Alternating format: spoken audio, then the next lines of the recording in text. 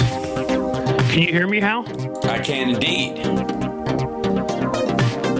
I was doing some weird stuff because I have this new mic that's actually good. Wow. Oh, yeah, I went sure. All right, let me make sure all of our sites are up and running.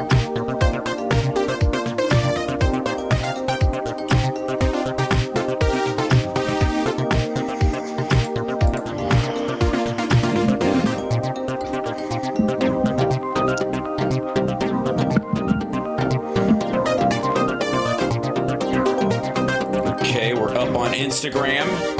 There's the chat. Now I have to reload it so that the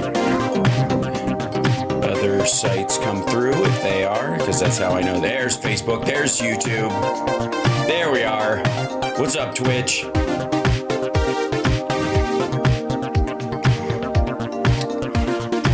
What's happening Monday, people?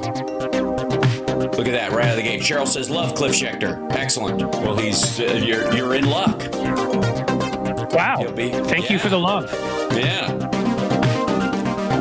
You are in luck. Hal, I fooled him enough that he actually invites me on here, so.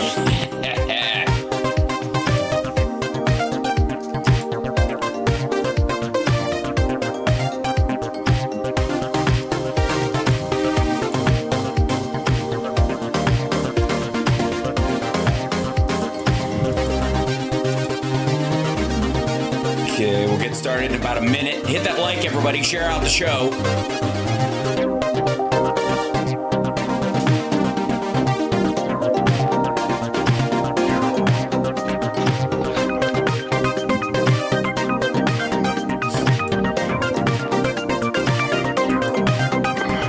Hey, Hal, you around later today? I am indeed. I may be calling. All right. Your calls. Gotcha. I'm kidding. I had something important. I think something good. Yeah, excellent.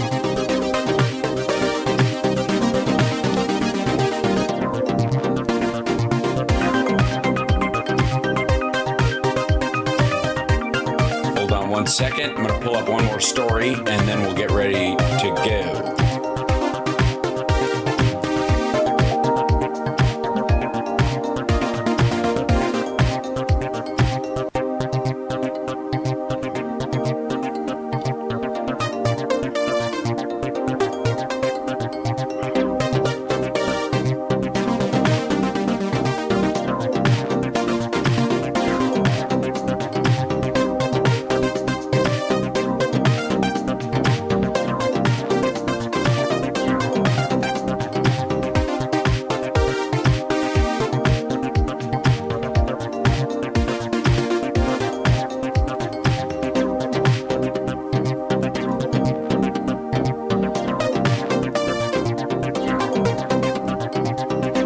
Let's jump right in. Hi, everybody. Welcome to the show. Good morning. It's Hal Sparks Mornings, Megaworldwide, the show where we get to expand on the topics we talk about instead of me just referencing clips and that stuff. And that person you hear sighing in the background because he knows what we're both in for in terms of this news cycle is our dear friend Cliff Schechter, host of Cliff's Edge on YouTube. And are you on Twitch as well, young man? I am on Twitch. I have not done enough to warrant understanding it yet, but I will. I'm going to start messing with it because I need to. It's a lot of fun and it's a cryptic site, as everybody in the Twitch chat room will tell you right now. It's almost like its own private neighborhood style wise, and it does take a lot of. I mean, there's a lot to be said for it. There's a lot of value to it, but at the same time, it was built for kids by people who knew they were building for kids. So the boomer crowd, when they first experience it, are like, wow, lots of buttons. This is a lot. It's very flashy. Let me put it this way, Hal. And very. I'm a guy who. There's some guy out there who every 3 months sends me an image of Donald Trump giving me the middle finger. And I chose to put it up behind me so you can see it. Yeah. Sorry. I'll move you so people can see it, I think, close. But my point to you is very simply, I am a kid. So I think Twitch will work. There you go. I think Twitch is going to work fine for me because on many levels, I've never grown past a 16-year-old. And definitely I want to build that one. So if you are Twitchers, sure, there's a word somewhere for it. Please, come watch me. If you're Twitch stream from there. Yeah, if you're Twitch adjacent, as it were. So there you go. Okay.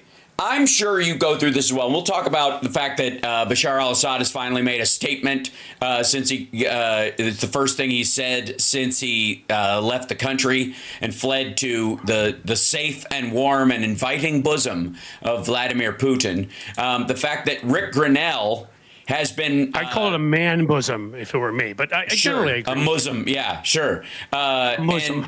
Rick Grinnell has been named by Trump over the weekend to serve as, quote, presidential envoy for special missions.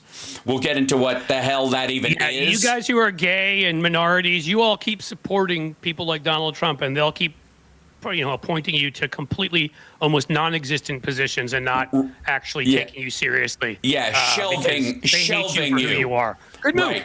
Yep, and they don't want you talking to any foreign leaders that they are friends with because those people are extraordinarily anti-gay. So the idea that you're going to be the head of some big situation other than money where nobody can argue with it, again, that's Besant. Forget about it. So we'll get to that in a second as well. And then New York Times put out a report that Trump has employed double the amount of foreign workers at Mar-a-Lago and his other places in this decade than he was last decade, and they do it by this shuffle system. In Florida, if you're going to hire a foreign worker, there's a law that says you have to post the job notice in a newspaper for an extraordinary amount of time. It's like 3 weeks or something. But they put it in these rando crap rag papers, where you've, it's almost like they're still in those machines on the street, but they're full of just ads, and I would assume it's the address classifieds or something that nobody looks at anymore, kind of thing. Yeah, and so did he actually put it in there, or did he not even bother? Well, according to them, they do it on the regular, but it's the micro according print. To them, though. According to them, you can stare directly in an eclipse. You can inject bleach, and Mexico built the wall. So sure. I said, for some reason, I need another source on that. But well, if he does break the law, at least he can feel good about the fact that there'll be at least a couple Democrats out there calling for us to pardon him immediately. So right.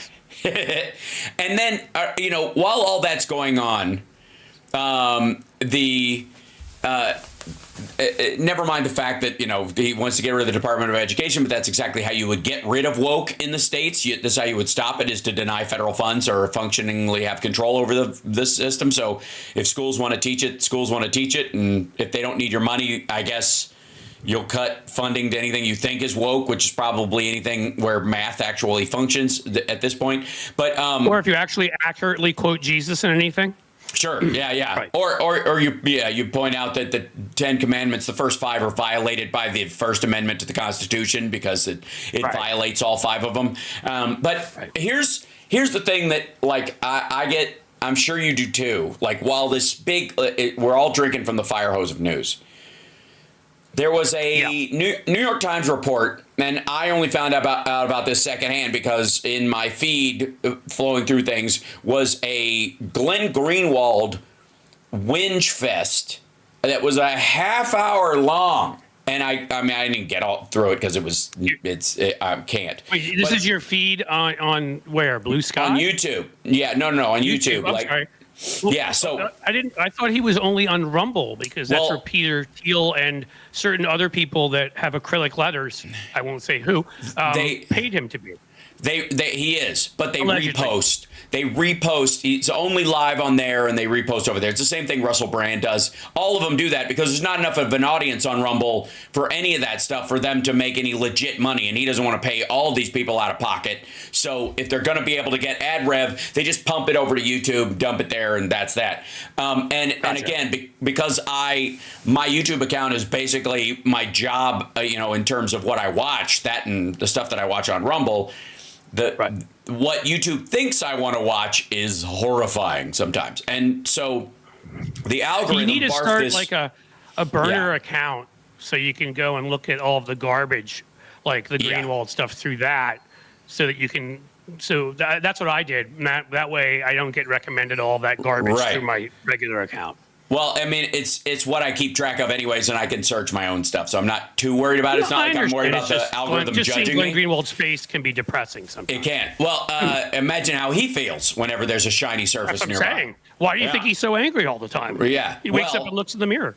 Here's what I want to talk about, because I know you've worked on campaigns and I know you've worked on messaging specifically around these things, and we have talked about the power of story and the importance of legit news sources. And you and I have had our own problems certainly lately with the New York Times. There's literally an article on there called by Michelle Kotla. It's called A Mild Defense. I think it's Coddle, but Kotla is more fun. Sure. Yeah. A Mild Defense of Lara Trump. But they're nice enough to let me know it's a 4-minute read. That said, his whole take was... You're wasting roughly 3 minutes and 58.5 seconds of your time if you actually... Exactly. Yeah. Unless you want to be aggravated, I guess. But the point that's the thing is I have to go through all this news, Hal, but what I've realized I can do is cut out all the unbelievably stupid stuff if I'm not going to talk about it on something, because all it does is aggravate me. So I go and look at the stuff that obviously you have to and is worth it because we need to discuss it. But I honestly don't think what Michelle Coddle has to say about Lara Trump matters one bit. Yeah, so that's the kind of thing when I come across, I'm just like, no. Well, and there used to be a thing, and this is online versus offline, the difference between the front page, wherein they, or below the fold, or in a certain section that used to be meaningful if people would just fatigue of reading the news or skip past something. They're going to skip past below the fold and they're going to go to the section they want, and then they're going to fatigue before they write the rest of it. So if you get buried in the back, it matters. Now that's gone, and especially on the web, everything is front page because it's just this forever scroll. The front page of the New York Times and all these things online digitally is like this. It's like a conveyor belt of all the stories that are in it that day and probably the last 3 days, right? Yeah, page 6 is a great example of 56 Nick Rich. Which, by the way, fuck page 6 because they knew about Epstein, they knew about Weinstein, and they knew about Bill Cosby, and they didn't do anything. They were too busy chasing people around running affairs. Right. Yeah, they're just... But I was going to ask you, do you know if they've renamed the below the fold section on the front of the New York Times the honorary Hillary Rodham Clinton email section? Because where all that crap would hang out. Well, here's the thing. So what was he bitching about? Apparently, everybody on Rumble, from Bongholio to Russell Brand, Rusty Trombone himself, and Glenn, got an email from the New York Times about an article that was going to be written about Rumble. And the title was, for a week, I got all my news from Rumble, and here's what I experienced, right? It's one of those immersion articles. It's not that weird. They do these things all the time. It's cute. Right. It's half human interest, half news, and it's done from a... Yeah, I mean, there are YouTube videos a real human interest, like that stuff I don't mind, like their political coverage of garbage, that actually harms an election. It's stupid and whatever. It's a human interest story. There are people interested in it, and frankly... Depending on what it was about, I might even read something like that. Just because, I have, especially if there's any Schadenfreude involved in anything negative that happens to Glenn Greenwald, I can enjoy that. Yeah, well, he was very, very upset, namely because I guess they referenced him, even though he didn't respond. Glenn was upset. I couldn't help myself. Go ahead. I'll shut up. No, it's okay. And here's the general tenor of the whole thing was, the premise of the article is. Whoever wrote the article had seen online that people like, we're the media now. After the election, right-wing media, especially people on Rumble, were like, New York Times and the Washington Post and all these things are dead. New media is the media now. We're the real media. You're not the real. Okay. So he went, okay, if you're the real media, I'll watch nothing but what you're putting out for a week and see if I can get my information from that. Okay. And he was like, here's what I experienced. And needless to say, what he found was a lot of active disinformation. Like, beyond just, like, look, Bongholio can't read.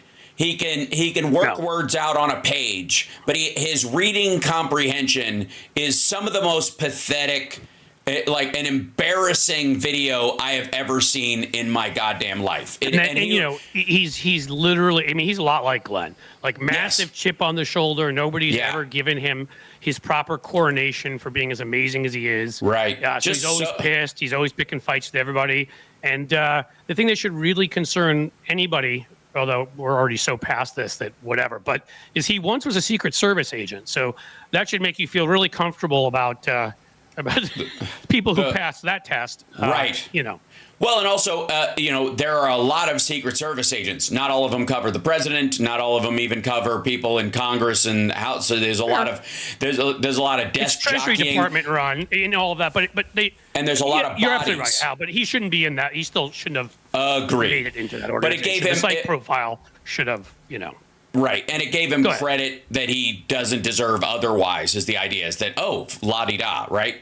But the point of, like, the whole, I mean, for not caring what this article was about, which seemed to be the primary premise of Glenn Greenwald's rant, I don't care what this guy says. Nobody cares what the New York Times says. He certainly seemed to care enough about it to bitch for a half an hour that he felt slighted and dismissed by the New York Times, whom he had partnered with in his, you know, Snowden, you know, the great Snowden Russia adventure of where he just magically, I don't know, the only flights available, ends up in China and then dead ends in Russia. Right.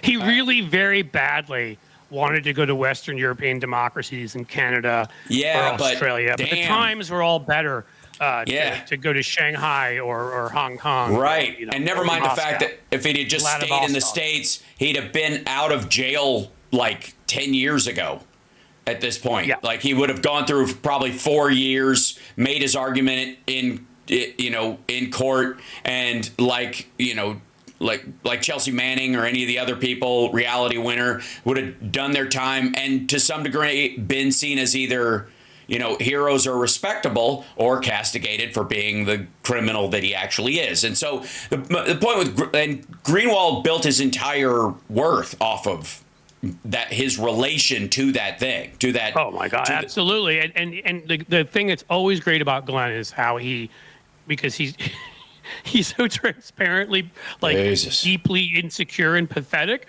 So what he'll do is he'll be like, "Oh, the New York Times is horrible and terrible, whatever." Remember, they worked with me on the Snowden story, and he brags about the very elite institutions that he spends the rest of his time attacking.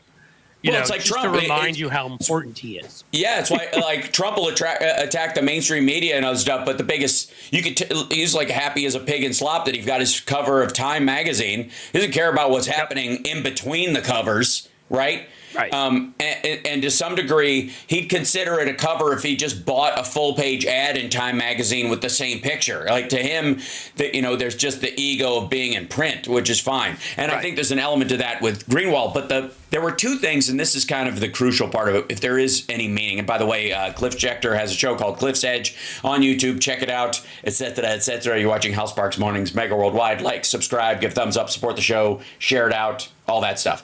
That he was talking at one point, and this is the part that kind of triggered it for me, was the disinformation on, this guy talks about the disinformation on Rumble, which is active, by the way. It is not an accident. There are disinfo narratives that are specific to that. They are intentionally obfuscating. And he goes, well, like MSNBC and the New York Times doesn't have disinfo in it. And I would go, no, I think they're misinformed sometimes. I think they chase narratives, but they do it from an honest point of view. Right. And that, I think, is a distinction. The difference between misinformation, which is often just stuff passed on by a victim of disinformation. Right. No, I mean, I loathe the mainstream media and go off on the New York Times all the time.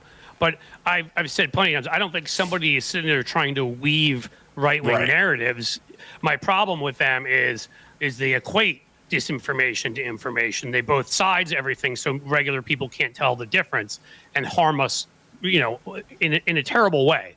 That way they harm what voters know, whatever. But that is obviously not the same thing as what Glenn does, which is disinformation. Literally is what he. Why? You can always tell the people screaming about online censorship the loudest are always the people that share the most disinformation. Right. I mean, it's a pretty straightforward relationship Because they feel like it's an attack on their business model.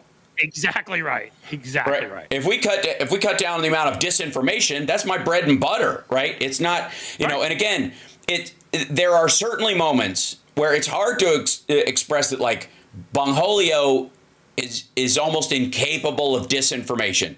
He's what you would functionally call a useful idiot in these situations. He's just flabbergasted by whatever bullshit you put in front. He's one of these guys who would shoot at a commercial aircraft because he thinks there's a drone going over his yard. And luckily it's at, 28,000 feet, so his shot won't hit it, but it lands on a neighbor. But he's like, he hasn't done that? At this point, I would be shocked if he hadn't. Although I don't think he lives in New Jersey, so I think that's the other thing. I think he's got, Well, it depends if there's an open congressional seat, because for a while there, that's another thing that he and Glenn have so much in common. Like, the part of that adulation is they both run for office. Glenn ran for city council in New York City and came in like 26th of 27 people. And as you kindly call him there, Bong Julio, which I love that name, by the way, for him. He basically runs around. I think he's run for Congress now 3 times or something from different districts and lost every one of them. I think I don't even think he made it the general any of them. So, he doesn't live in Jersey until there's potentially an open congressional seat there. Right, and also I would argue that his appearance, like on Rumble, is effectively him trying to relitigate debates he lost in the runs for office. Like, he was so trounced and embarrassed that now he just goes on and debates with no one, old man debates with the sky. You know what I mean? He's at a wall, basically. Yeah, he's just yelling. Yeah, because there's not an annoying person running for the same seat that can push back on his bullshit. Right. So he just kind of, it's the perfect environment. It's like, it's like when Reagan threw his own debate and was like, I paid for these microphones and I'll take them away, was the idea. Right. He's like the same thing. You know what I love only about he doesn't have to bother the other person. Sorry, I didn't hear you. Go ahead. Sorry. Go. No, go ahead. I'd finished this. There's a little delay. I apologize, man. Yeah. What I love about him the most is, for a while there, he hasn't done this lately, and I'm not really, I haven't shut my Twitter down yet like you did, but I'm not on there. I'm getting my data, which seems to be taking a long time. Mm-hmm. But what he would do is you'd make fun of him, and he pretended that he'd block people and pretend he didn't care what they said, but he'd watch you through other burner accounts, and then he'd unblock you for a second so he could insult you, and then reblock you. He did that to me like at least a half dozen times, and it was hilarious because I still knew he was watching from other burner accounts, so I still would just come up with the most funny and obnoxious sort of retort that I knew was pissing him off. Right. And he'd pretend he couldn't hold it. Like, he'd try to hold it forever and be like, I'm sure he's sitting there like just with veins popping from his head, like, I'm not going to answer. And then he'd unblock again to come back at me and respond to what I said. I'm like, how did you see that? You had me blocked. I don't get it. You know? And then he would disappear and block me again. I mean, I have to tell you, lately, because of the sort of knee-jerk reaction that these guys have to like questions about their manhood, which is pretty consistent across all of them, that I want to start a meme that's just what I call the am soy meme, which is just a bad picture of them and just says Bongholio am soy, and just pop them up, because I don't think it takes more than that. No, you know it doesn't. I mean? They don't control their emotions. Like, the thing you said before was hilarious. I mean, that is the classic Glenn Greenwald, which is like, I don't care about this. You New York Times. Half hour later. You think I care? I mean, like, he goes on like a rant for like 20 minutes about how he doesn't care about something. Right. It's not the most transparent thing in the world that he's completely sitting there like steaming in his underwear. He's lost his freaking crap, and he's sitting on the floor of his huge mansion in Brazil, like scribbling away angrily. You know what I mean? I mean, it's actually really funny. Like, it was, I have to say, like, as aggravating as it was equally as transparent. And what what I've come to realize is that, we've known that they're very sensitive, and we've known that, there's a lot of projection on their side. Yep. But you know how, Schellenberger and Taibbi came up with that, censorship industrial complex horse shit that they were talking about, which does not exist in any form. The closest thing we've had to it was Trump telling Twitter to take down a tweet where somebody called him a pussy ass bitch. That was it. That was the closest thing to a federal, somebody with power threatening a private organization that if they don't censor something, bad things will happen to the company. That is the closest thing. That was it. Remember when it had to be read into the public record because they were holding those hearings. About that, and they were complaining about all of the things that, and of course the Obama administration, like others, like governments that have an interest in people getting information. In fact, we don't do nearly enough. They do so much more in Western European countries and whatever. They would go to them and say, this is harmful, this is whatever. It needs to come down because it's a lie that will get people killed or whatever it might be that they'd go to them and talk to them about. Trump's the only one who got offended by that. So literally a member of that government office had to, or was it the government office or Twitter, had to read that out loud. Yeah. And say, from what's her name? I can't think of her name. Come on, help me. Married to John Legend. I should never say it that way, but I just can't think of her name. Who called him that? She's hilarious. Chrissy Teigen. Yes, Chrissy Teigen's the one who called him that, and it was hilarious when she always was hilarious on Twitter. She would just rip these people at it. So that was read. Pussy ass bitch was read into the congressional record. Yes. And I did a video on that because it was the most hilarious thing that they forced that by their stupid hearing about this non-issue. One of my favorite things is that in the bullshit Hunter Biden laptop narrative that they were pushing forever, that one of the best things that pushed back against the existence of the laptop itself, or that the contents of the hard drive that was being passed around actually came from that laptop, was the fact that Matt Gaetz tried to get it put into the record. Like, you don't know where the laptop is? Well, I have it right here. And he held up this the hard drive named laptop, and he's like, I want this entered into the record. And they went down for a minute and they went, you can't enter this into the record if it's stolen or hacked material, or you can't verify the source of it. And since you can't verify the source of it, and so they come back and he's like, information purported online to be from, and that in and of itself was just like purported. Just like suck a fucking ice pick in the tire, that whole stupid purported. I feel sorry for Matt Gaetz. He couldn't verify a lot, like the amount of alcohol he drank before he drove, or the age of various women he hung around with. Right. There's a lot that's challenging for Matt Gaetz to verify. So yeah, I mean, if there's a silver lining to the latest clouds around this shit, it's the fact that Matt Gaetz has taken a powder and he's been really silent. Like, hey, he's gonna be on OAN soon, which is only 3 steps below Newsmax, which is only 50 steps below Fox News, which is only 2,000 steps below an actual news station. So yeah, he'd be on right, and the only way you can fall further is to end up on Flashpoint on the Copeland network, and you have to pretend to go to church to do that. You don't actually have to go, but you have to pretend to go, and so like he's not even willing to do that or whatever. It's just you can have a public access Wayne's World show at some point. Totally, where he's just screaming at people on the camera. It's just this giant. All you see is forehead off camera, like it just. So the difference between, and I think this is crucial, and this is why I've been working on this bill that I'm putting together, and I do want to talk to you about it as well. I'll send you the draft of it when we talk this afternoon, of labeling bots online and labeling foreign accounts online, just as a way of letting people know that there's, and at the very least, if there's a VPN used, it can just say that, which is nothing wrong with using a VPN, just lets you know, right? And of course, what you're saying is literally the lowest hanging fruit and the most common sense thing in the world, because as I've talked about our First Amendment extremism, and that we give safe harbor to the kind of speech that gets people killed around COVID, around guns, around all sorts of things. And it's not even, it'd be one thing if it was Americans doing it. It's not people. Yeah. There's no First Amendment protections for anybody foreign. They do not enjoy them. Mm-mm. So the fact that anyone from Vladimir Putin's government or any other Xi's or whatever gets to put disinformation up there is only because right wingers benefit from it. It's Right. absolute garbage. They have no protections from our government, and of course, I think it's pretty self-evident that bots are not people, and do not have protections, First Amendment protections either.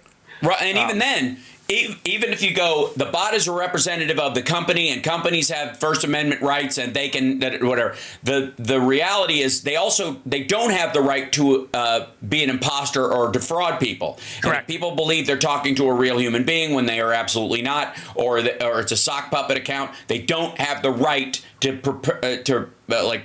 perpetrate that kind of a fraud on someone. And so it seems self-evident that would be a quick cleanup. And it would be, I think, I want to see the argument against it from the right, because I know it will happen.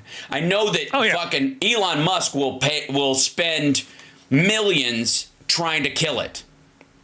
I mean, right? This is the only way, the only information atmosphere in which they can operate and they can win. Yes. Because in any atmosphere where they have to even slightly tell the truth and can't just sit there and do what Elon did during the election and pay for ads in various parts of the country to various constituencies, Jews, Muslims, Latinos, and others that say the exact opposite things to different groups of people, because he's a patently dishonest scumbag. Yeah. So of course, I mean, that's that they can't win without it. They will never. Also, what happens? It took them till now was the first time since 2004 that bare majority and they hadn't since 1988 before that. There's a reason why now they were, and even this majority is what, 1.4%, 1.5%, right? Because they need that massive disinformation to do it. They need people that literally walk out and say things that we've been hearing lately, like, oh, well, they're only going to deport criminals. They're not going to deport my cousin who's undocumented. And you're like, no, they're going to deport your cousin. Everybody's going. Cubans are going back. Anybody with birthright citizenship. There is a reason why he marshaled this after Operation Wetback. There's a reason why he proudly brought it up repeatedly. And there's a material reason why it's happening now anyways, which again is the same reason Operation Wetback happened, which was we no longer needed guys to plow the fields. We need women to pick the fruit. And so they started kicking the dudes out because you had a lot of men sitting around idle. This is before, the shift into the construction boom or anything that people coming to the country were doing. They were all basically farm workers. And eventually, because of the availability of large tractors and threshers and shit like that, just didn't need them anymore. So you had a bunch of these Mexican males sitting around idle half the day because they were slowly but surely being put out of work and they weren't leaving. So they just did a big purge. Similar situation is happening in this country, and the irony that automation is one of the big reasons for it.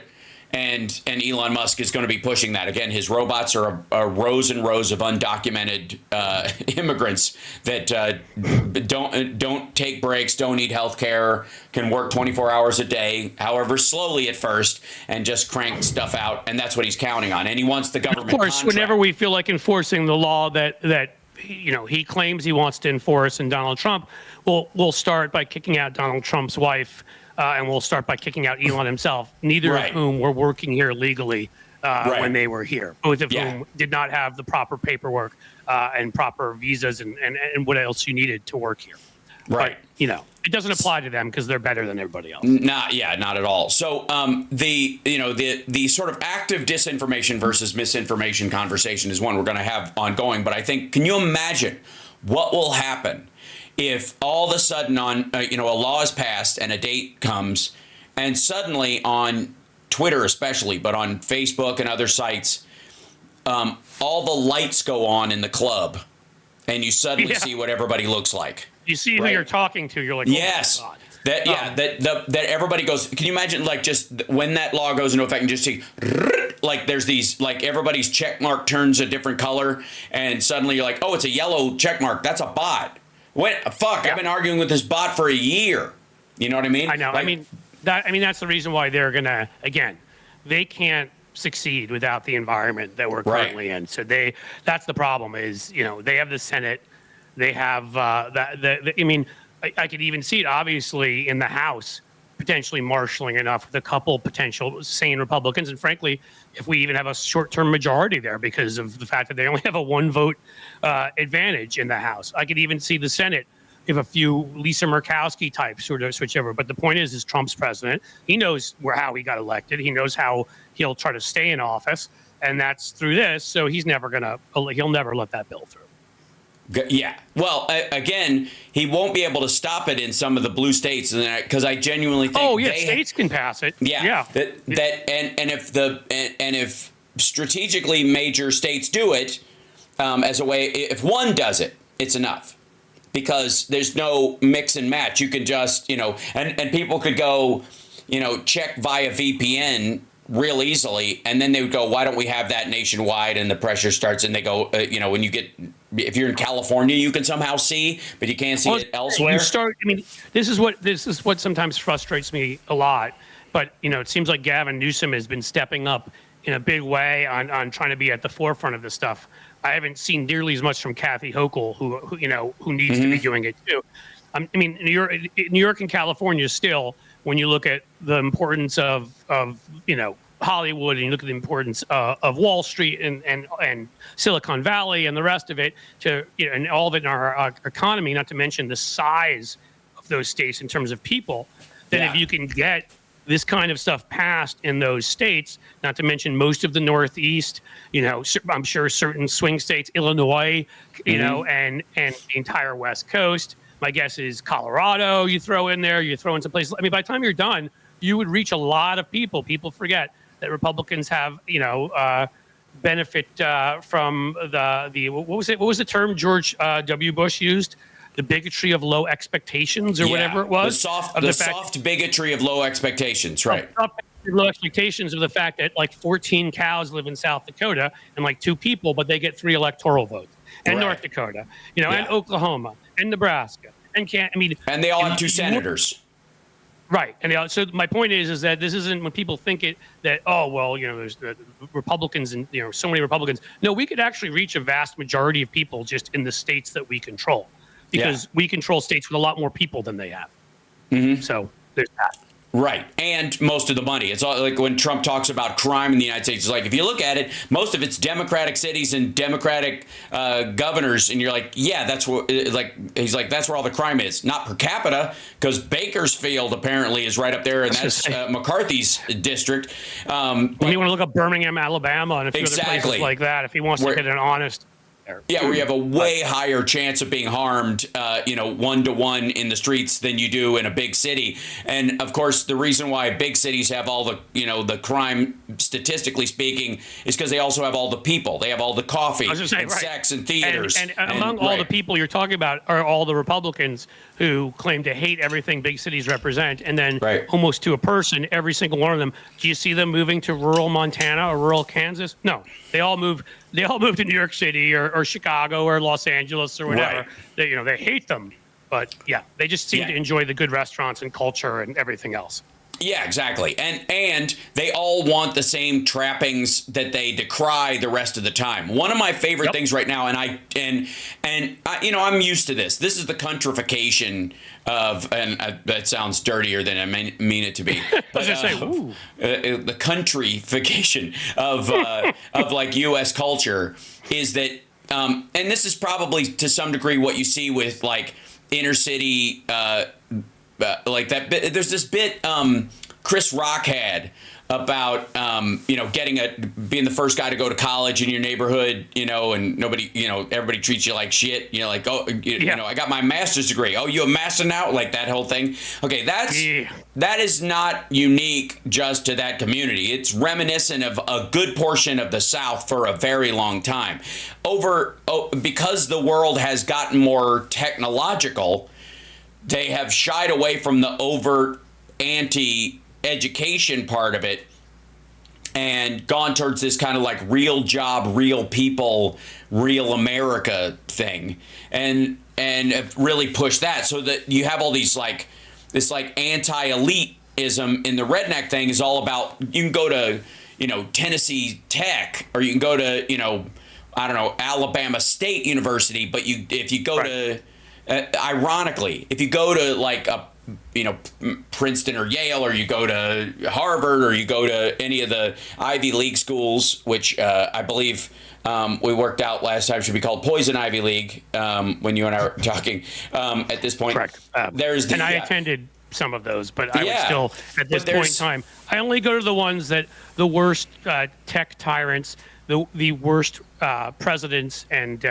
those who shoot healthcare people go to, it seems. So. Yeah, and interestingly enough, though, that's the weird crisscross. It goes to that whole Glenn Greenwald thing of where he's like, I don't give a shit what the New York Times says, but bitch about it for half an hour.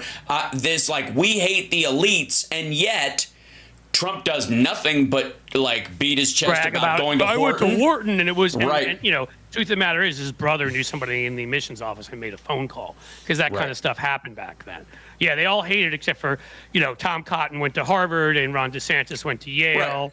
Yeah. All of the Bushes went to Yale. So did Ted Cruz. Ted Cruz went to Princeton and Harvard Law School. Right. Yeah, they're very anti-elite over there in the Republican Party. Yeah, and that's an ongoing thing. It never. Elise Stefanik, Harvard. Yep. Yeah, they never seem to wake up to it. Right, and it's very curious to me, because you're decrying the elites and yet clamoring to be one. What is more elite than the small group of people who've been on the cover of Time magazine, for example, is the idea.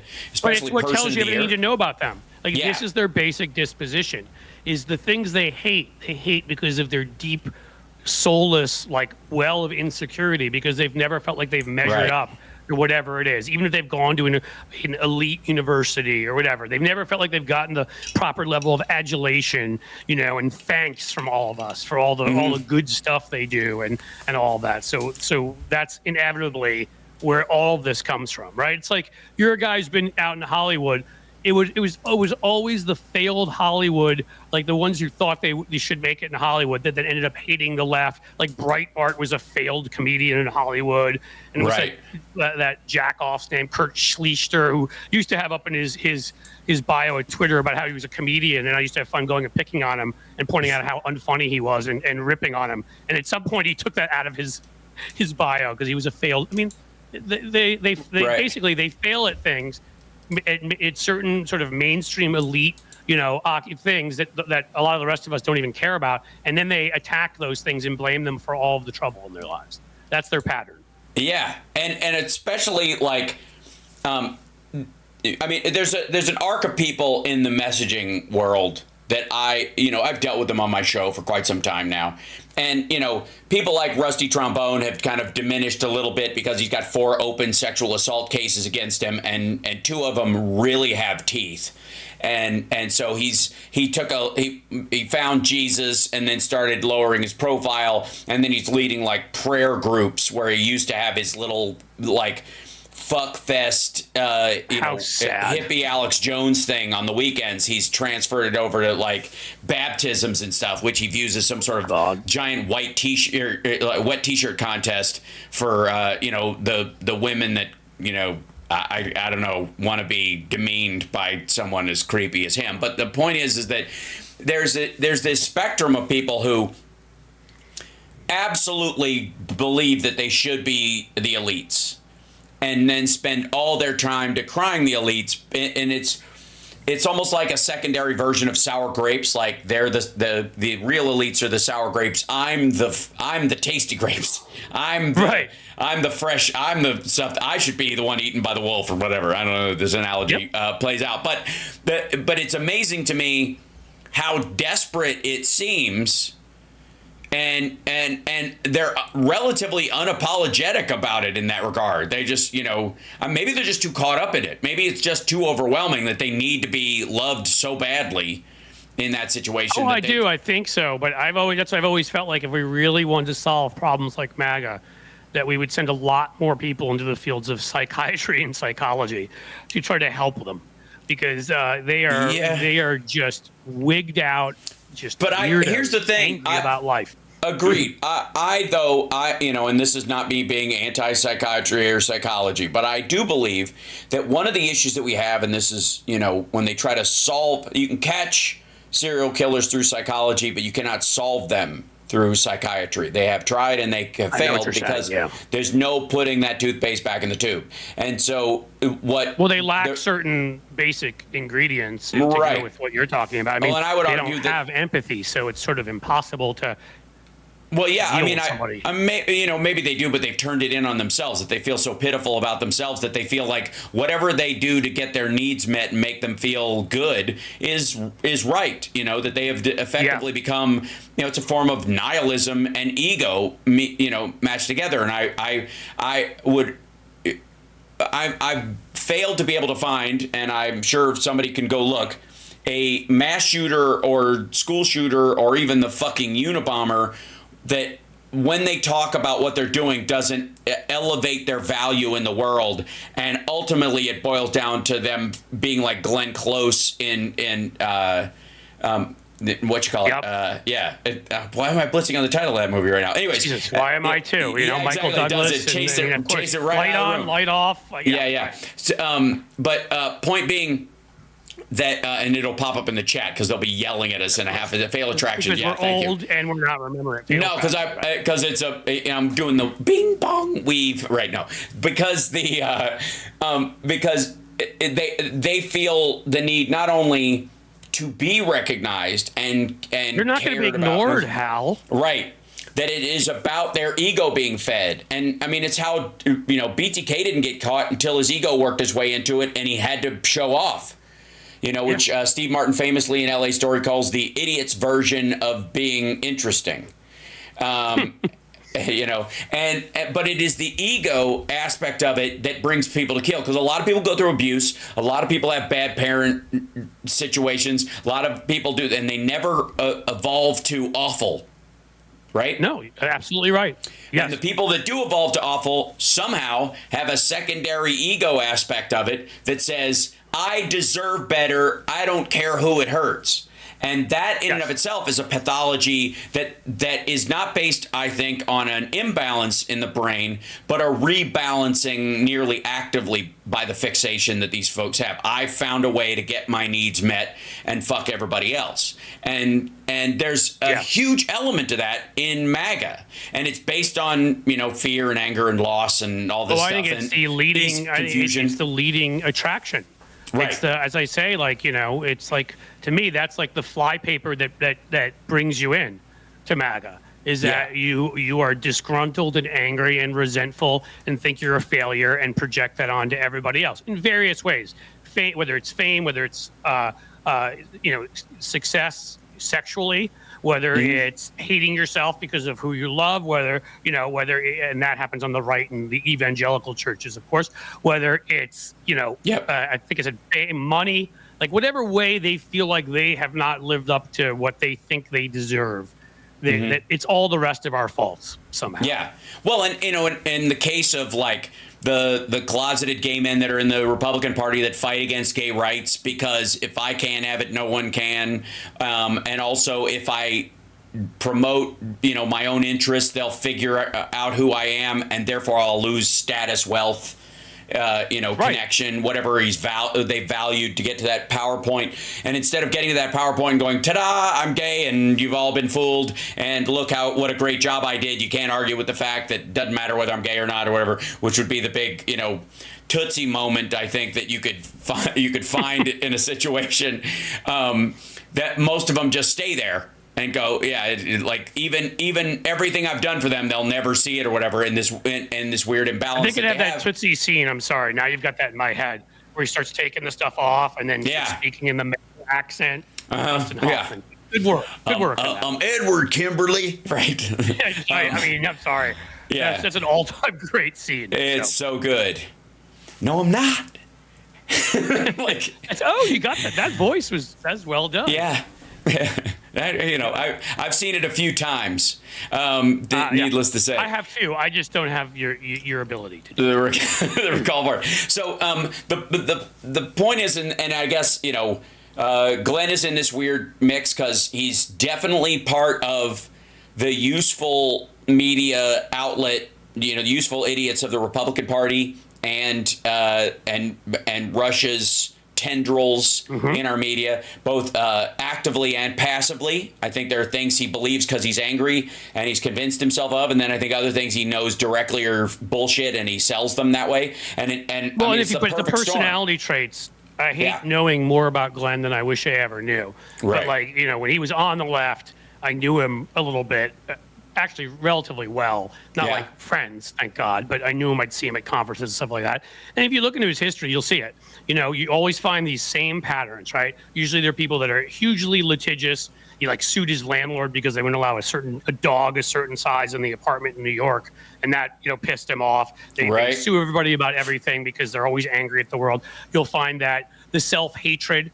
He is Jewish. He's gay. And he you know, volunteered to work for Matthew Hale, a Nazi that went on a killing spree, and spent his time attacking the liberal organizations that were going up against him in the similar terms he uses today. So it's like he was that, and then he somehow became this liberal darling because that's where he was getting attention for some of the anti-war screeds he was writing.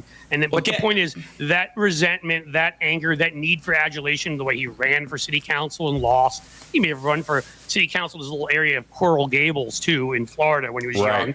Like, you know, he's just a classic. He fits the pattern perfectly. Yeah, of the types of people that end up on the disgruntled right.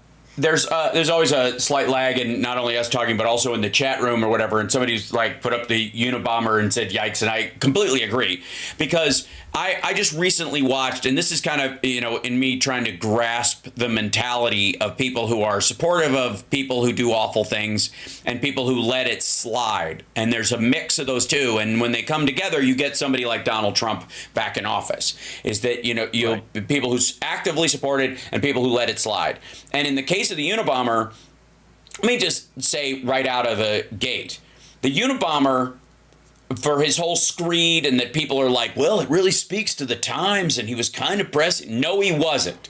He was a moron and an egotist, and everything he wrote was bullshit. I read the entire manifesto years ago that they printed in the paper. He went to Ivy League schools. He considered himself smarter than everybody else, and he was anti-technology and saying we should. This is a great example of the kind of bifurcated thought that goes on in these kind of people's minds.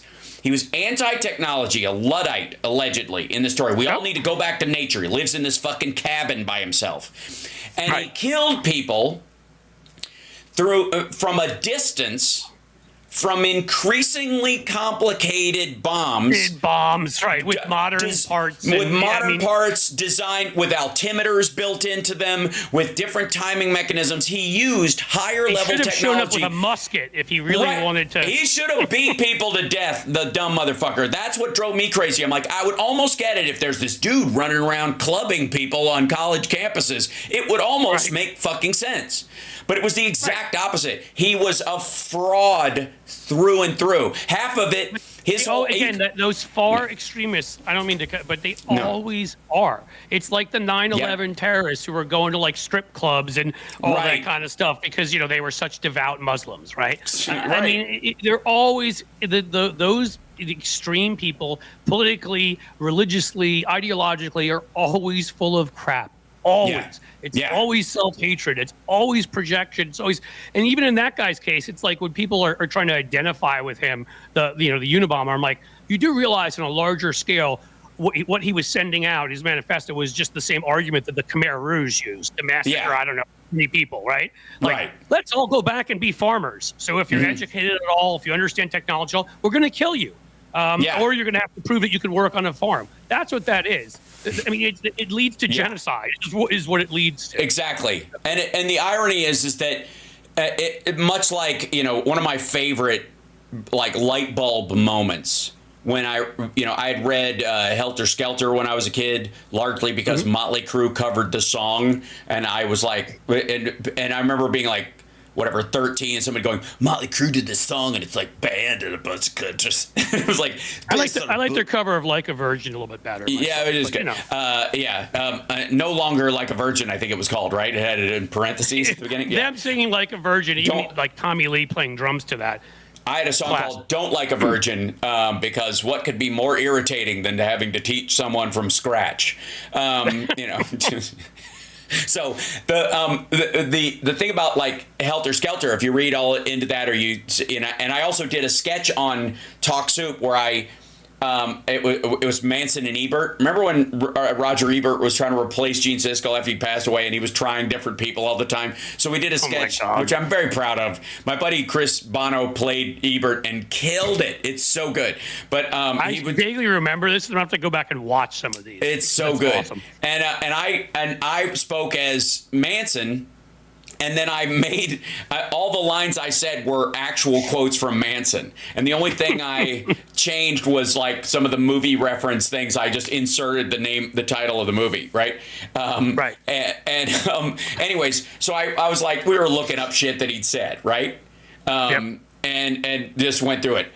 And there was this moment where I was like, oh, man, where you realize that Helter Skelter was a plan where he believed that there was going to be a race war, that black people would win because they were physically superior. They would kill all the white people, or kill most of them. But they were intellectually inferior, and therefore they would need white people to be their overlords, or their new society would fail, and that's what Charlie would be. So Charlie would be king of the new slave legions or whatever. And so this idea that he was some sort of fucking hippie, or that this was this explosion of like, I just took your children, man, and I taught them how to be themselves, and was all bullshit. He was just a run-of-the-mill, redneck, racist fuck. And where does he get the name from? Helter Skelter, about his white supremacy plan? From the White Album. Like, it is so on the nose. Yeah. I mean, again, like, just another example. That's why I feel like you're right. Doesn't mean psychiatry can cure these things a lot of the time. Because he found a way to get his needs met. But they certainly can tell us what it is that's causing it, because it just is always this same stuff going on. Jesus. It really is. So fucking lame. And it's so like when you think about it in those terms, it is so fucking crayons and hammers, just like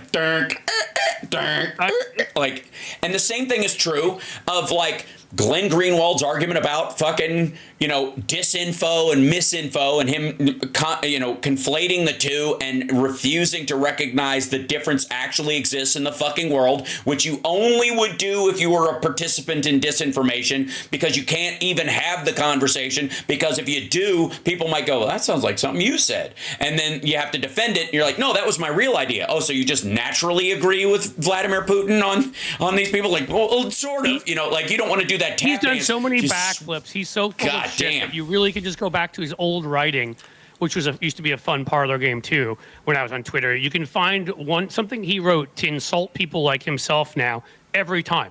Right. Like, he had a whole thing he went off on about people that reflexively hate America for no reason, and say that it's so much worse, and how bereft of intellectual heft they were. He had to use his words to sound like he was smart and all this sort of stuff. And then you're just like, yeah, you've become exactly that. Like, if you go back and read the stuff that he wrote during his little liberal phase, it really is predicting who he would become, everything that he ripped. It's like he's doing a physics equation of like somebody, drawing how you can track how a football will land from how much force was used to and what spin was put on it.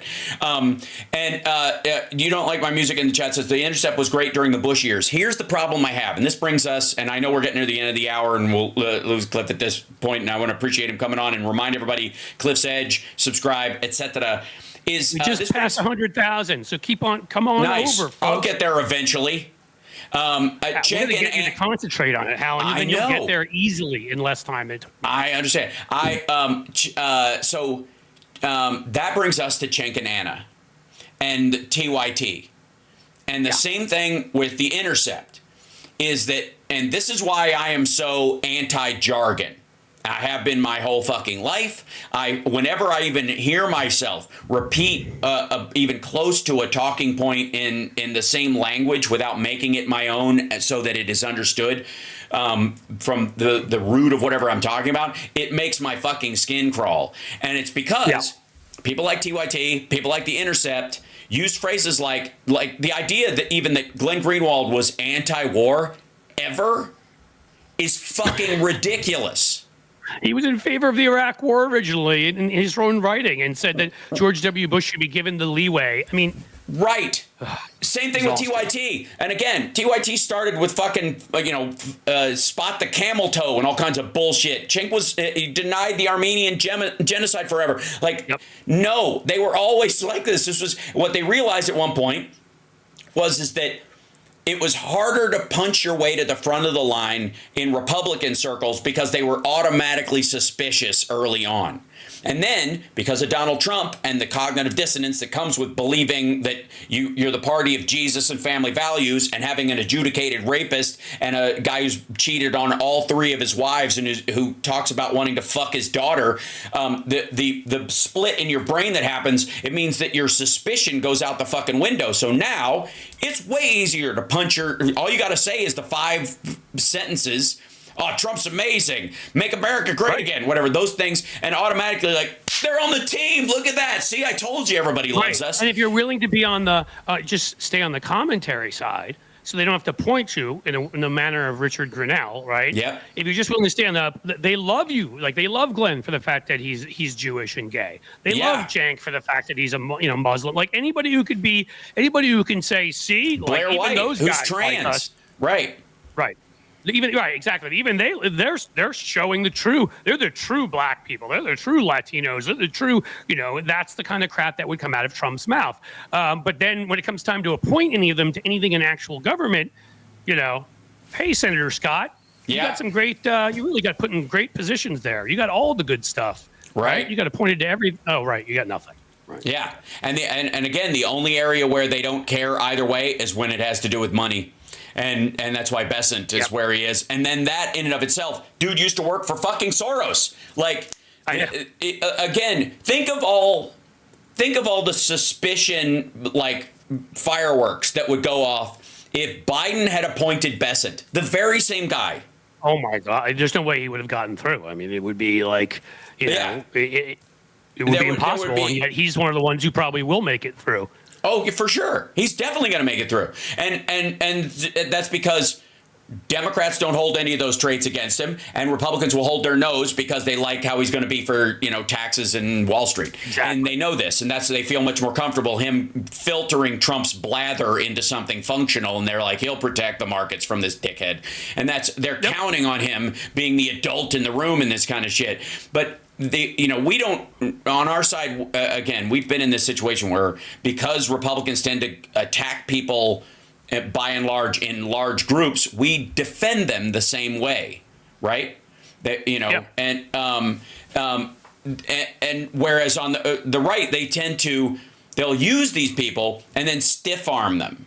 And that's the case with Blair White, with Glenn Greenwald, with, Russell Brand probably has a rougher time going to these events than he might have, 7 months ago. But even Bongino and, Bongholio and the rest of them. I know, I keep mispronouncing it and I apologize.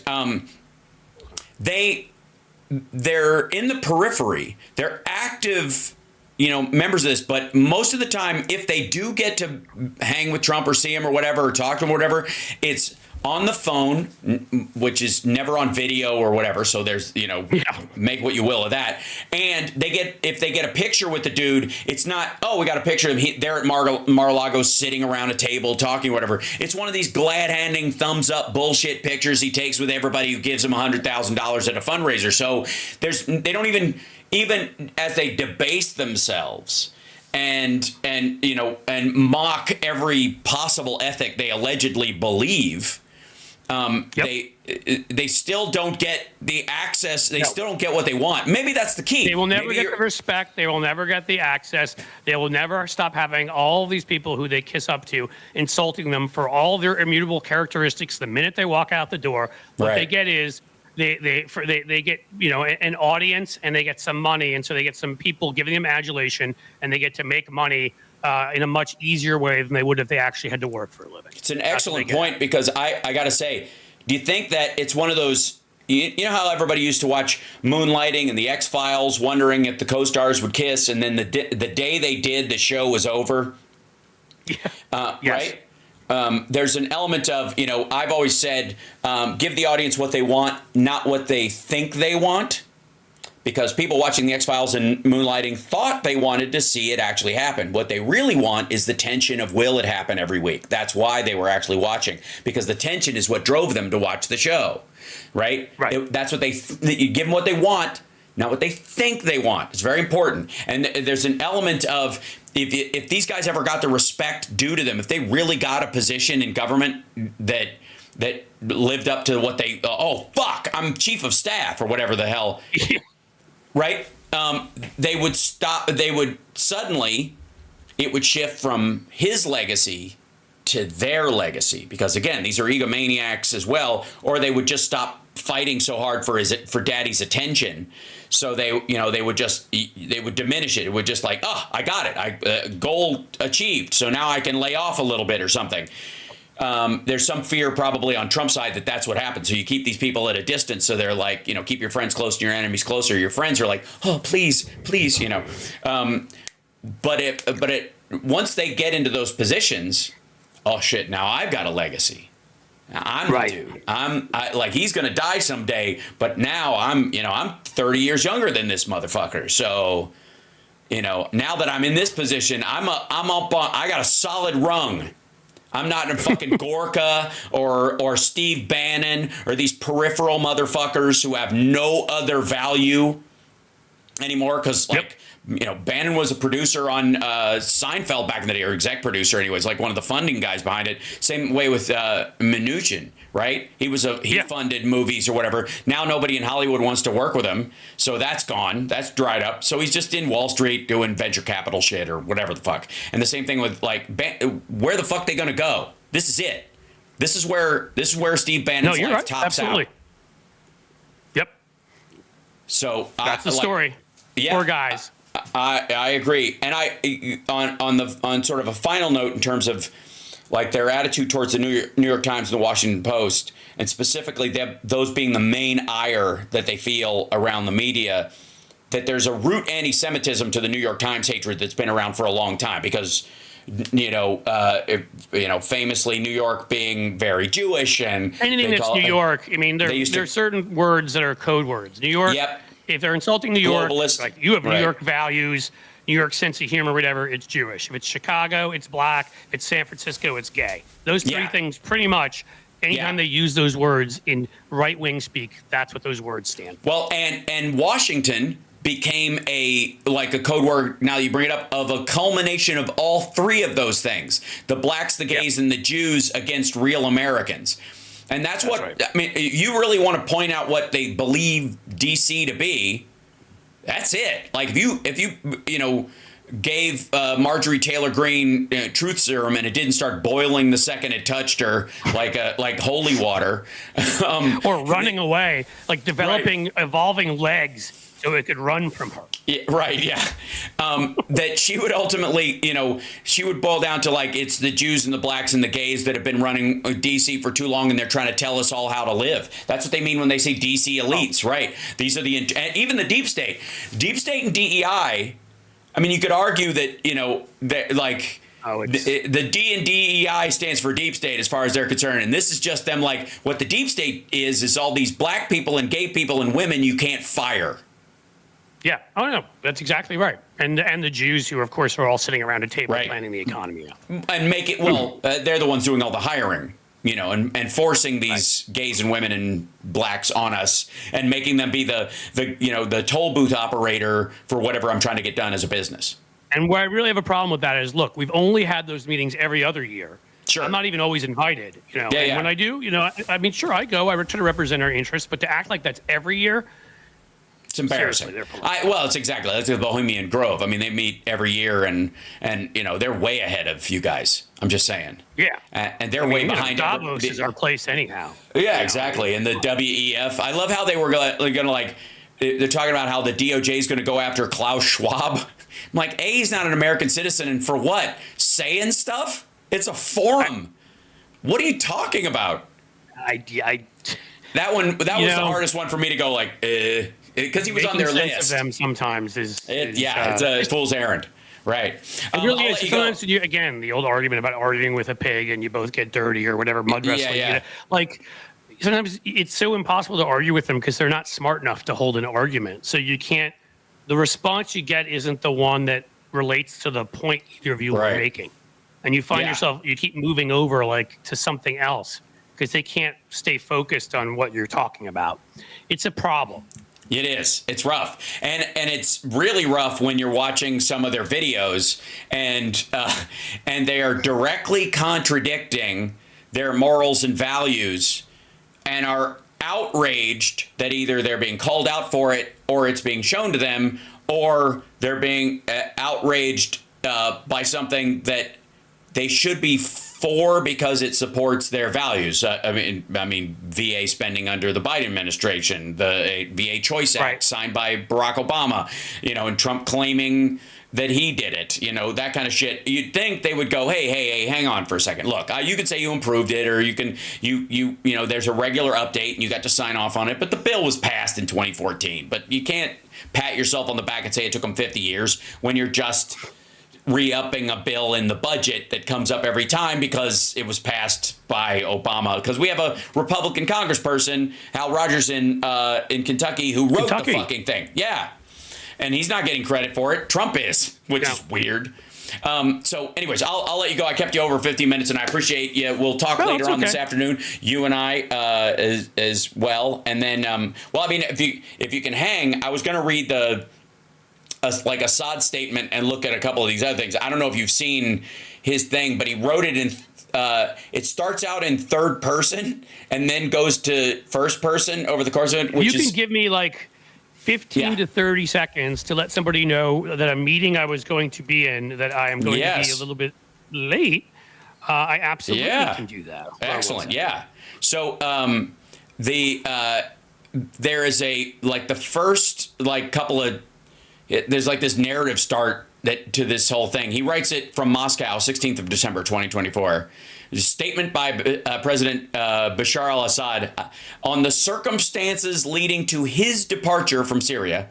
Not my or whatever. Anyways, also not the president anymore for a couple of reasons. One, you've been deposed, so you're not the president. Also, the government doesn't exist in its form, and therefore there's nothing to preside over yet until they come up with a new thing.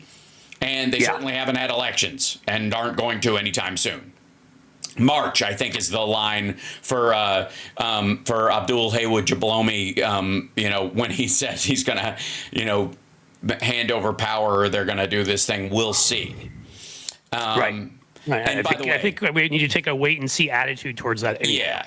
I think most people are, and I'm not going to be able to stop calling him Abdul Haywood Jablomi because that's a mockery of his nom de guerre, which is the idea. His name comes from his fighting name comes from meaning from the Golan, right?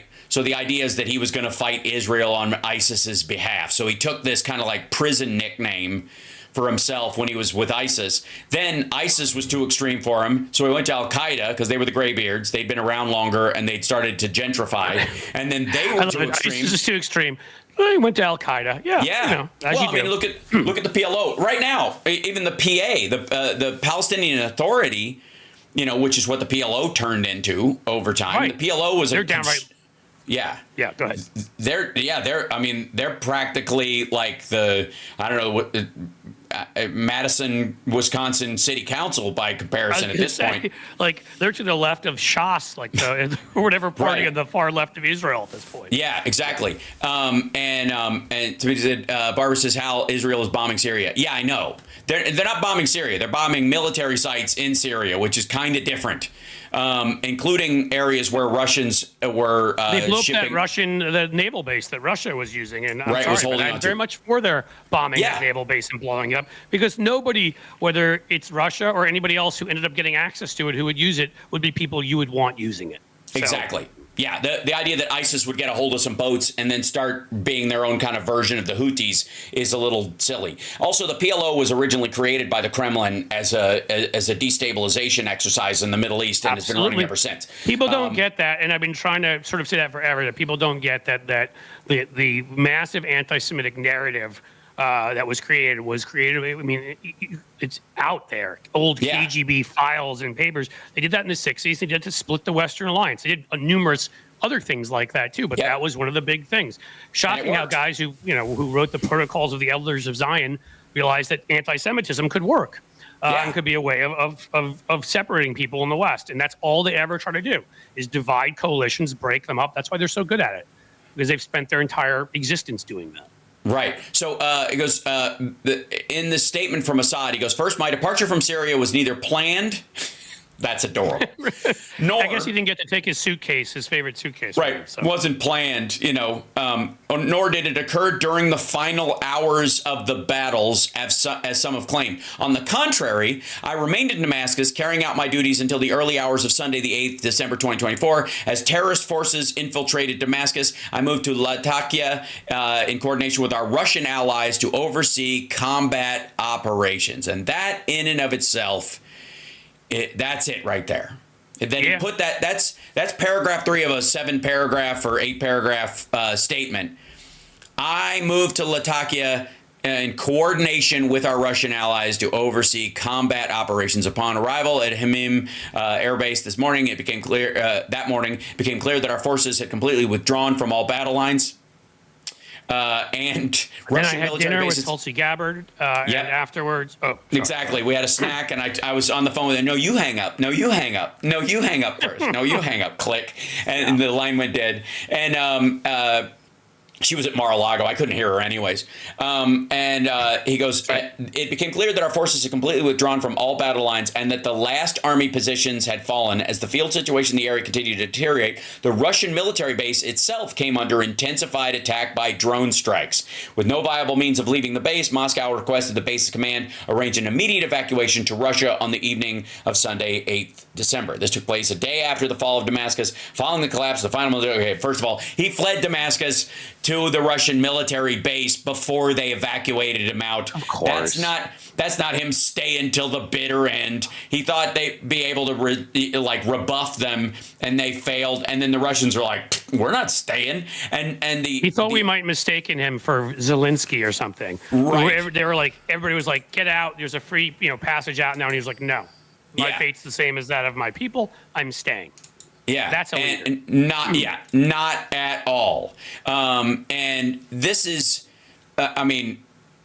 dude's never coming back. I mean, that's just silly or whatever. And I think he may have dreams of it or whatever, but there's a palace somewhere, that.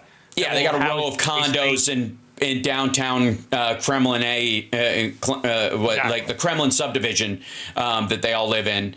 Or a nice, suburb of Tehran somewhere, maybe where you get a little more sun and enjoy. Well, that's in diving into the Syria conflict as of late, as I have had to do to kind of get up to speed on if there were any gaps in my knowledge, especially post Trump's undercutting of the Kurds and Turkey sort of having an image of reconstituting the Ottoman Empire, and the idea that ISIS is referred to locally as ISIL.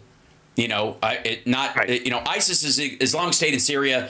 ISIL would be Islamic State in the Levant. Which is what the whole area was known as originally. It also referred to as Palestine by the Romans. And nobody is clamoring for Israel to get out of territory owned by the Levantians. It's weird. That's a secondary name, and it's a mix of Arabs and other groups and North Africans and yada yada. So the idea that there's some indigenous tribe that has, after all the travel through and through of that whole area, that there's some sort of our people were here first kind of legitimacy idea that people have about, I don't know, Native Americans or something equivalent. Honestly, that's what always bothered me with some of the protesters about various things, when they know what they're talking about. Sit down and study some history and learn how many different empires went through there. Well, and I brought up Palestinian actually comes from Philistine, which Yes. was, originally, I'm not saying it in a derogatory way either, because I know that can be used biblically. in that manner. I'm just That's what I pointing out that was a group of folks that were there originally. And there were the Persians. Guess who they are? They're in Iran. And I mean, like, read your history and understand the various fights that have been going on. When Islam was founded, and by Muhammad and his adherents, and you had these areas that actually were not Muslim because it didn't exist yet. You see, so they invaded Egypt and killed or enslaved the Coptic Christians and went into North Africa, and there were the Berbers, and like, all I want is people to understand all these things before they try to say, like, it was all Winston Churchill or something. Yeah, like right. I mean, you know what I mean? Like, this is complicated, and it's been going on for a long time. Well, and because of different groups of people. And because of its complication, there were cracks in the dam that Russia, specifically during the Cold War, was able to like wedge a crowbar in and break, right? Open up. And that's what a lot of the current destabilization shit that we're dealing with in the West comes from. That would be the Levantites. I think that would be right, but I like Levantians better because it sounds more Tolkien. That said, as I pointed out, the Levant doesn't just include Israel, Syria, parts of Egypt, Jordan. It also includes Cyprus. And Cyprus, they have some nice banks there, I hear. Oh yeah, they do, full to the brim with Russian money. Billions and billions of laundered Russian dollars through that area, and don't forget Eric Prince. Oh yeah, and Wilbur Ross, who was a huge investor. Trump's cabinet Secretary of Commerce, the one that fell asleep at every meeting, right? Because he was ancient. Yeah, he looked like the dude, the crypt keeper. Meets Don Knotts. I know. I mean, that dude made like Chuck Grassley look as young as like Matt Gaetz. So the Levant itself, including Cyprus, was what made everybody nervous, and why Trump was like, we've got to end this caliphate, because the caliphate, which would be the Levant for everybody who's at home, including a big chunk of Iraq, which was, they wanted to add on to it. They wanted to claim Iraq as well as a Shia nation. It would include Cyprus. That the idea is they take over Syria and they eventually put pressure on Israel, if not destroy it entirely. But in that process, while they're busy, Israel's the hardest nut to crack. You could go straight to Cyprus and just just circle it, just fucking seize it. And all that money and all that control and all that leverage is suddenly in the hands of the Islamic State. That's why Trump was like, we got to wipe these fuckers out in 4 weeks. He didn't give a shit ever about that up till that point, until somebody explained to him, and it was probably Wilbur Ross that was like, I'm sure it was a long and well-read understanding of the history of different Sunnis and Shia also. Absolutely. Was what led Donald Trump to come to that conclusion. Which brings us to Turkey and the Saudis. So the nations that are part of the Abraham Accord, largely Sunni nations. Ironically enough, most of the terrorism we think of in the world is Sunni-based. And that's the thing, and people don't, I think, fully understand it, with the exception of Hamas. Is that even Hamas was... I'm even getting mine mixed up. There's so much...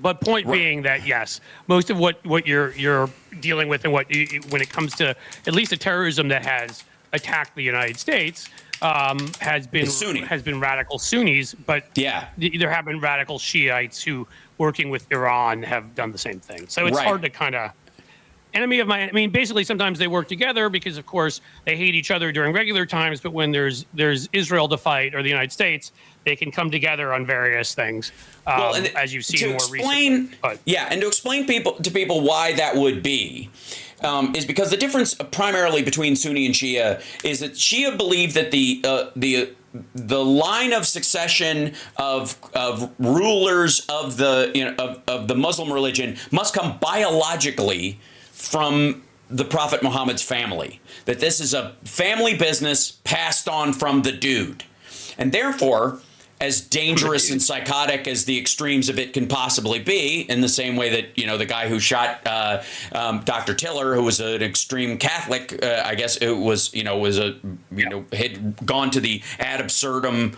level of belief and drove him to kill. The same thing is true of anytime you take a belief system to its ad absurdum, you end up with a dangerous group. The Shia are really only concerned about the Muslim world as it exists in the territories that largely Muhammad supposedly put his foot. And so most of it's internal to the Middle East. Right. Sunni, on the other hand, is a lot closer to Catholicism in there can be popes, that they put these guys in charge that are elected to run, or chosen from a line of succession, but they don't have to biologically be related to Muhammad. And so you can pick a leader. And this is not unlike the split between the Church of England and the Catholic Church around, King George and, or the you Protestant can't get a divorce Reformation. when you want, what's going to happen. Exactly. That they wanted a different set of rules, and they also didn't want to be tied to just the kind of familial thing on that. So the reason why there's more Sunni terrorism outside the Middle East is because it has designs on converting the earth.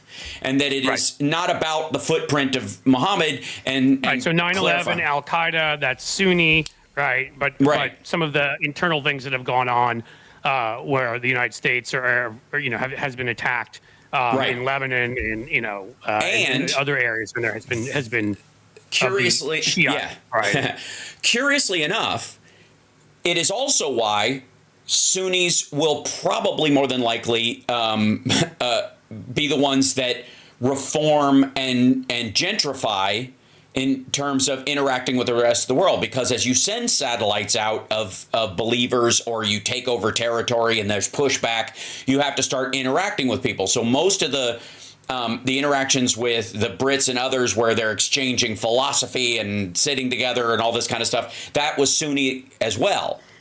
So and once there's no adventurism about oil in the Middle East, and once that ends, there's an idea that the Sunni version of Islam could be the extraction of all the peaceful ideals within it. That's kind of like the spread of modern non-evangelical Christianity. Think Lutheranism and Methodists and people who just believe in turning the other cheek. Presbyterians, Episcopalians, that kind of thing. Yeah, run-of-the-mill, regular, middle-class, but polite Christians who believe. Go to church once a week.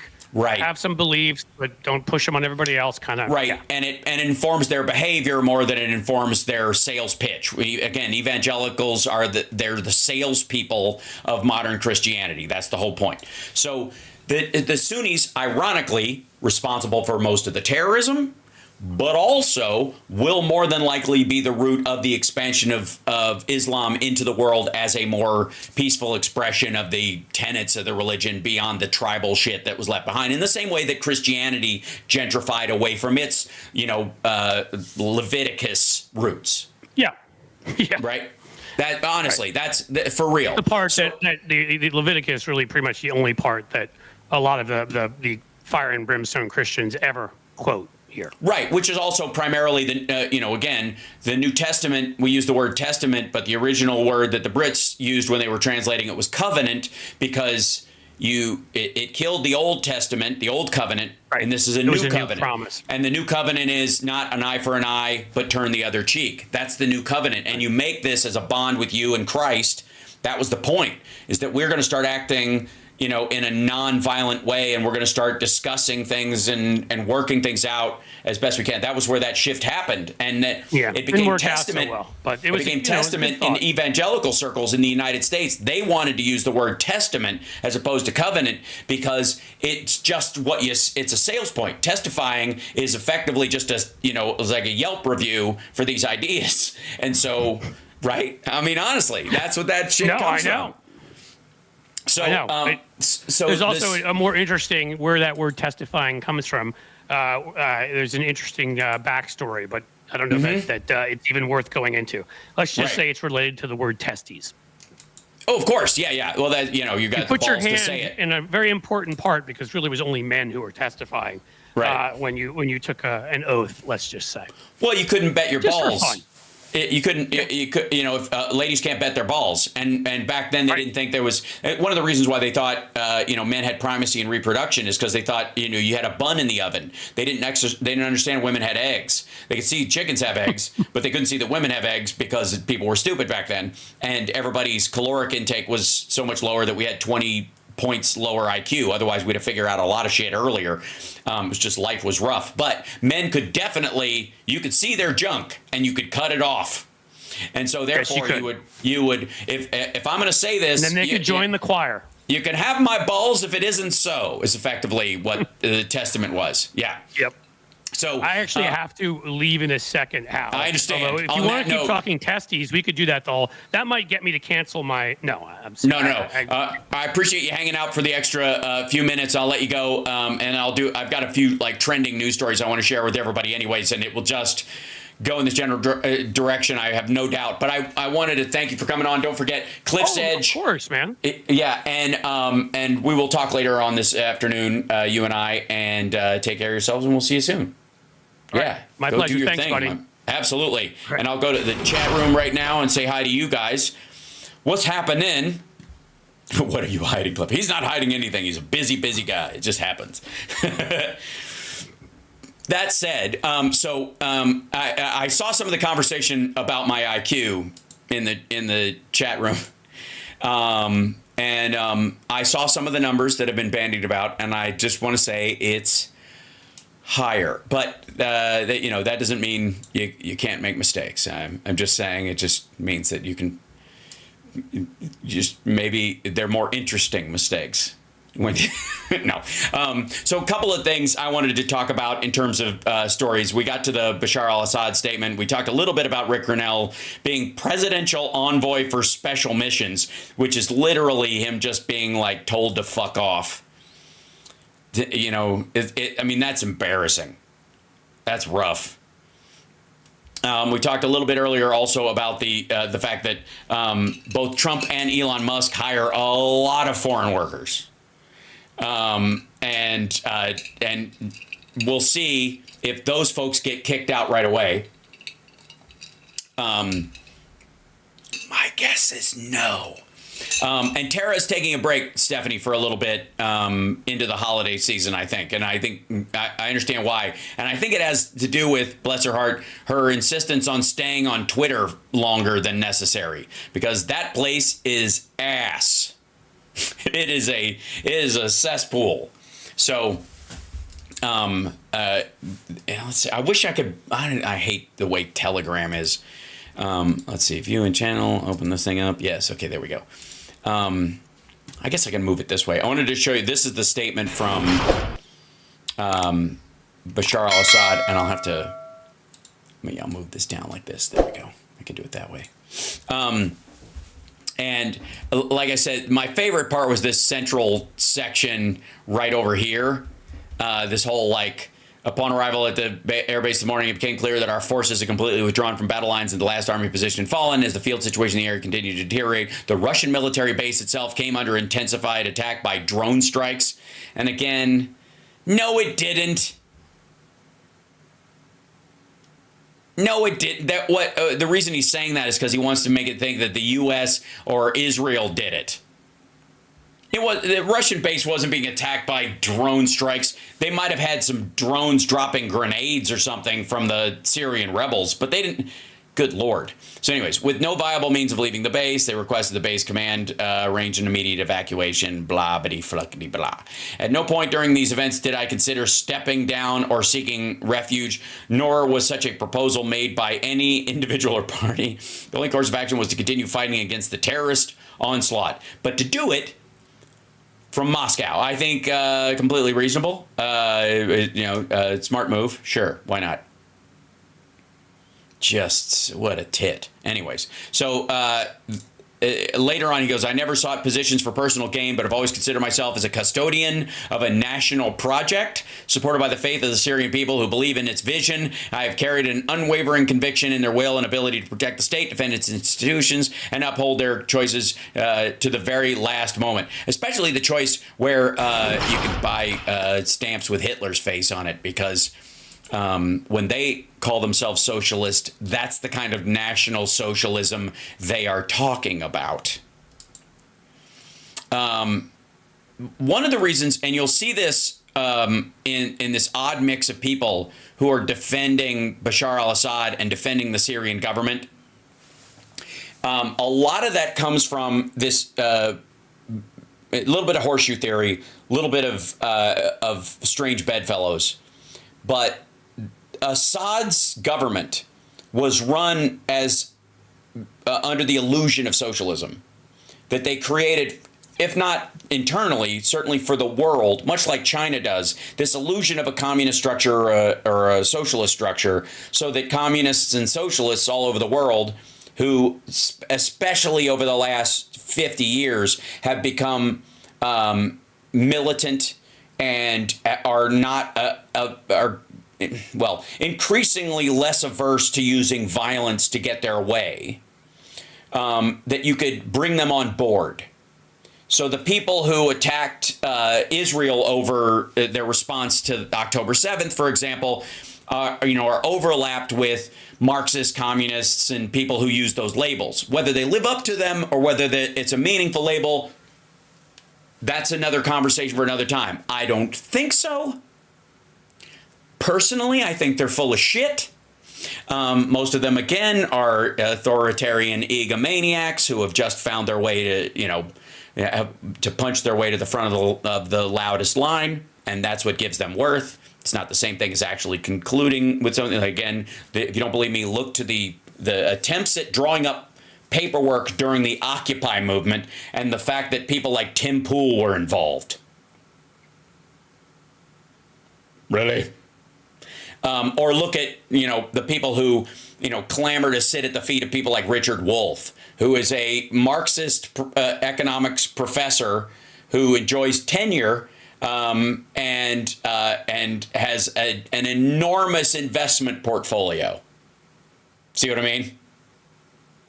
Yeah, if you want to have an enormous investment portfolio, you have the means and wherewithal, knock yourself out. But please don't call yourself a Marxist at any point while you continue to manage it, because again, it's sort of like insider trading. You're trying to set a group against people that you might view as competition for the stocks that you're interested in across the board. So that said, there is a tendency in the Assads of the world, even I would argue Russia, which, again, what communist structure was there? Just because you're passing out fucking toilet paper doesn't make you communist. It's just your state is in a constant, your country's in a constant state of emergency, right?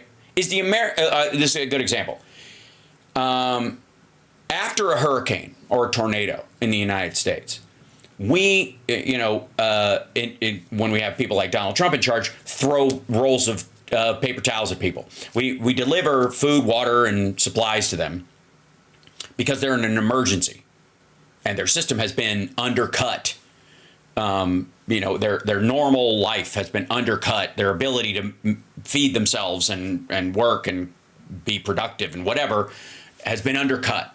Okay, and so we have to roll in there to save them, or they will simply pass away. I would argue that Russia's entire communist era, allegedly communist era, was actually just a state of emergency.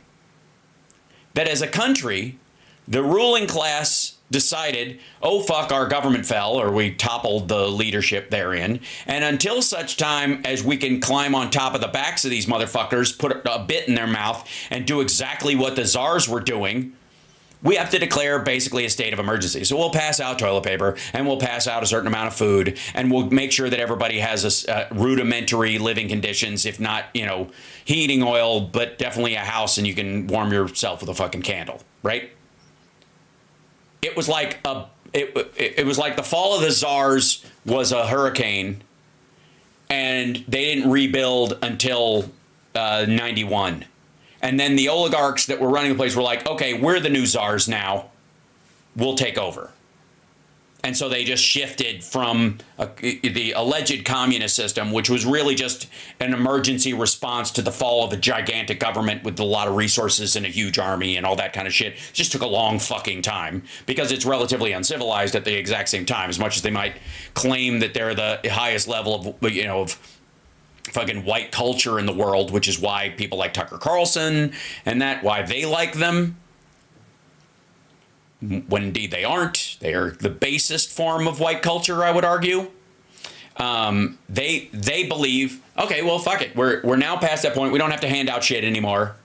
We don't need to protect people. That's over. In the same way that after a few months of rebuilding people and people get their their town or their city rebuilt, and after a hurricane or a tornado, we don't continue to prime the pump, giving people money and support because the house is rebuilt, the insurance is taking care of it, all those kind of things. Okay, does that make sense? At least, guys, you follow me?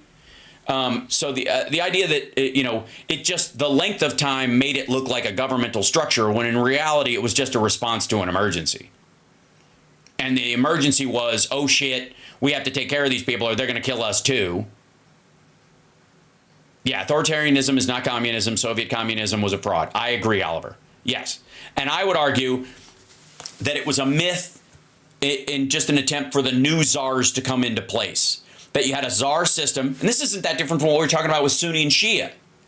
That you had a czar system that was based on a familial system, and then you have what's effectively the KGB crowd, what they would become later on the Kremlin crowd, arguing that, oh, no, we should have a Sunni-based system. Whoever makes right. It doesn't have to it can't come from this one family. Whoever seizes control, the next person, they'll pass it on, like the Skeksis, right? So we're going to shift our system from a birthright system, like a monarchy, to a power-based system. And unlike the Americans, where you'll vote somebody in, it will really be, we'll see who can muscle their way to the top because the world is ugly and difficult, and we need somebody to run us that's a meathead, effectively. And China did the same thing with the CCP. Because the CCP is effectively just a Chinese impersonation of the Russian system. The only difference is, well, I mean, I don't know if there is a difference, because the emperor, when the last emperor of China falls, same way in many ways that the Tsar falls, right? Old age system moving into the new one. Garanimals farms, that's right. Some garanimals are all garanimals are equal. Some garanimals are more equal than others. We all know this from getting dressed as kids. But that once the emperor is gone, the replacement plan has to look, it looks like communism to everybody else around. But in reality, it's just an emergency response to the fall of a government and the rebuilding of it. You got to set up a system for a while. I mean, fucking watch movies like The Walking Dead and other stuff. Everybody starts working in a communal way for a while until a barter system can be put into place. It just took a long time because it was huge and nobody knew where it was going. So they had set off swimming in the ocean and didn't know that if there'd be another shore. So the fall of the Chinese emperor and the fall of the czars had a lot of parallels, and the response to it had a lot of parallels. But in reality, it was never communism, as with this kind of farcical system that's concocted in books, which has about as much function as a governing principle as how elves work together in the Tolkien books. It does not even compare, I would argue, to, because people will often pair socialism versus capitalism, for example, as if either describe the markets that they're talking about or are, baseline inferences. It's like comparing Christianity and atheism. Who runs it? Who's the priest? Right? They're incomparable. One is devoid of the other. And again, everything that people call socialism in the United States, everything that people call socialism in the United States is just an attempt by people who are for socialism as an idea, trying to force that word onto other shit. They're trying to overlay it. It's simply the result of democratic taxation. And if we owned that, we'd make them stronger. It's not part of a belief system of, because again, socialism isn't a thing. Sorry. It just isn't.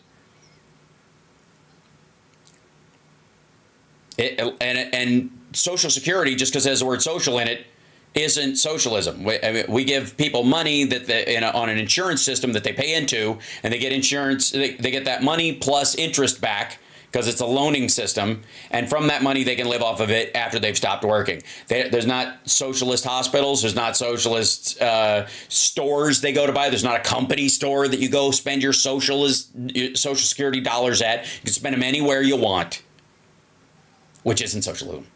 That socialist, Marxist, communist, Veterans Administration? Nope, because the Veterans Administration is based on it is an employee program for federal employees that work in a specific industry. It's a secondary benefit. Instead of paying them what they're worth up front, we can't pay you in cash what your life is worth, but we can make sure your life lasts longer once, if and when you survive. Sorry. The VA is not socialism. It's a system inside a system. And that system is effectively a secondary retirement system that is specialized to the job that you're doing. Does that make sense? Yeah, if there's private ownership, there isn't socialism or communism. And if you pay into it and it allows you to take the money that you get, either Medicare or Medicaid even, and you can choose what doctor you have, still technically not communism or socialism. That's not the point. Is it good? Yes. Is it worth protecting? Absolutely. Who gives a fuck what the label is? Only the people who want to undermine the other side of whatever that label is, and it makes a fight that need not be there. I'd rather defend Social Security, Medicare, and Medicaid than the idea of socialism versus capitalism. And it's meaningless to the conversation because, again, they don't overlap. Even capitalism in the modern era is increasingly meaningless. Unless you're talking about resource capitalism, which is, oil, gas, gold, minerals, whatever. You need what's under my feet and I can sell it to you because you don't have the right to take it from me without me asking. That's resource capitalism. That's oil, that's gas, etc. Once we get into renewables or nuclear power or those kind of things where people can come up with better systems for it, that's not even old-fashioned capitalism because you can innovate your way past it.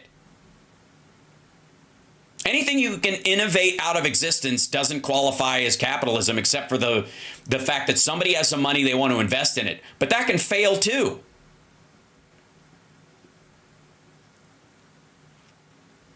Again, this is probably more about my pushback against jargon than anything else. Because there are some fucking placeholder words that people will argue about, the value of over one when the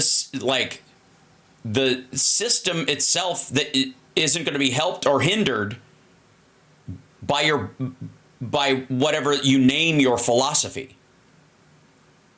Grace. The VA is not socialism. Again, the fact that they have VA hospitals is, again, specific to the injuries experienced in battle. It's a service plan. It's closer to a warranty than it is to socialism. And now, because of the Obama administration and other support structures, you can go to a private hospital and they will pay that private hospital for it, or a university hospital, or a Catholic hospital, or whatever's closer to you. It's a single payer system. That's right, Big Dog. They are the single payer, but it is not socialism or communism. And here's the thing. If we were less worried about arguing whether or not they qualify as socialism or communism or the value of those words versus capitalism, which, again, all three of those words in the modern era, nearly meaningless to the conversation about the value of programs or the lack thereof. If we could talk more about the value of those actual programs, they would be safer and more secure. But you have some people who they're hell-bent on their label working. I mean, that's the irony, that conservatives don't conserve shit, and that a lot of them are calling themselves classical liberals while decrying liberalism. That should give you an example of how useless the conversation is around, the bumper sticker philosophies and the labels people want to throw on things. Trump would never give veterans free health care. Well, no, he thinks that the army is like a welfare program for poor, stupid people. That it gives people that don't deserve it a chance to get out of poverty, which it has over the years. It's been a way that people who don't have another option, a way to, commit to something, learn a trade, and be that they survive, turn the skills and the discipline that they got in the military into other functional things, whether business or in politics. And that's, the people who are born into the upper class, this would be the czar class, the oligarchical class that Trump believes himself to be part of, they feel they should be safe from those people, if that makes sense. Man, the second half hour of this thing is blazed by. The only solution to poverty is to give poor people more money. It just might work. Yeah, well, to spend however they want. The problem is you have to educate them at the same time, or what they spend it on might not help them. You also have to have a situation where if you do have recreational drug use in your country, that it is relatively harmless, because if that's where they spend it, then they die. And you didn't help them. You were an enabler, as we like to say, of people who know people who are in the anonymouses. I don't know. Anon sounds like QAnon, but in Narcotics Anonymous or Alcoholics Anonymous or the like, right? We don't have socialism. We flirt with it. I don't think we flirt with it.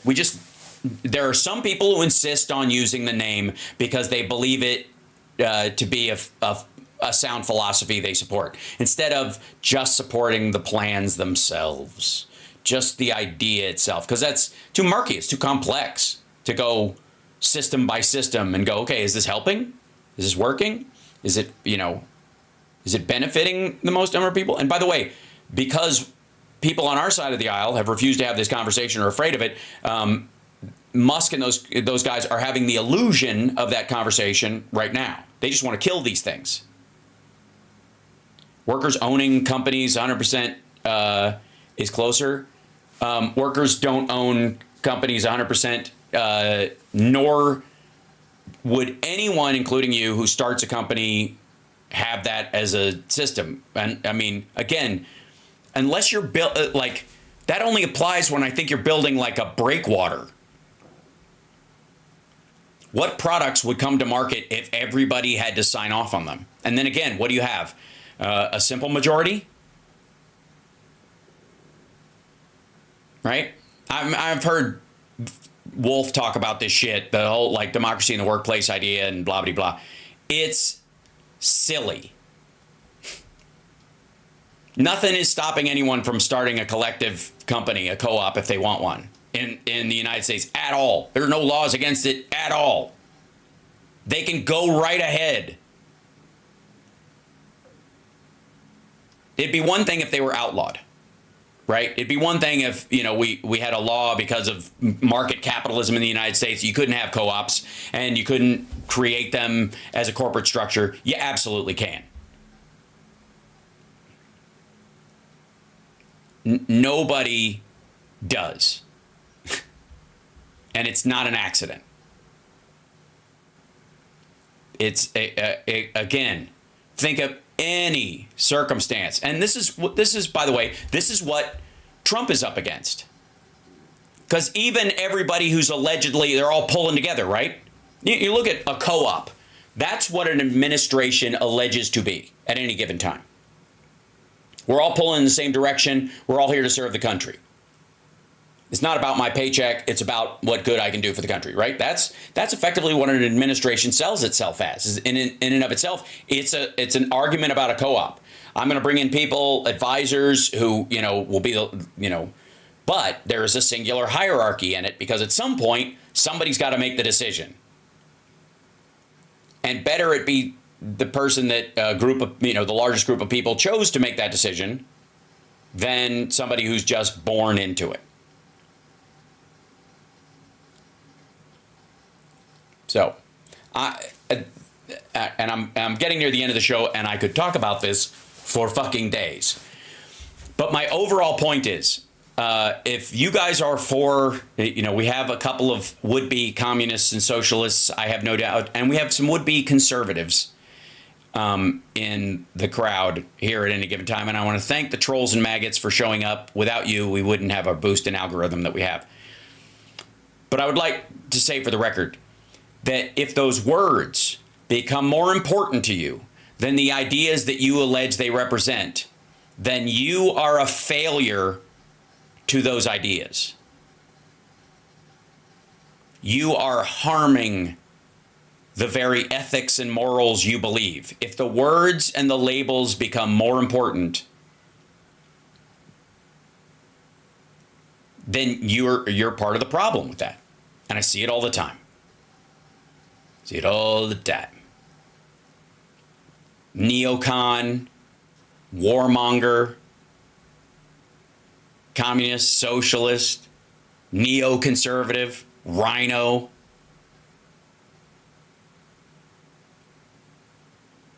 If you can't say what you need to say without those words or without those kind of catch-all phrases, or you can't defend them completely through a depth of understanding, then don't. You might as well say the kidney, because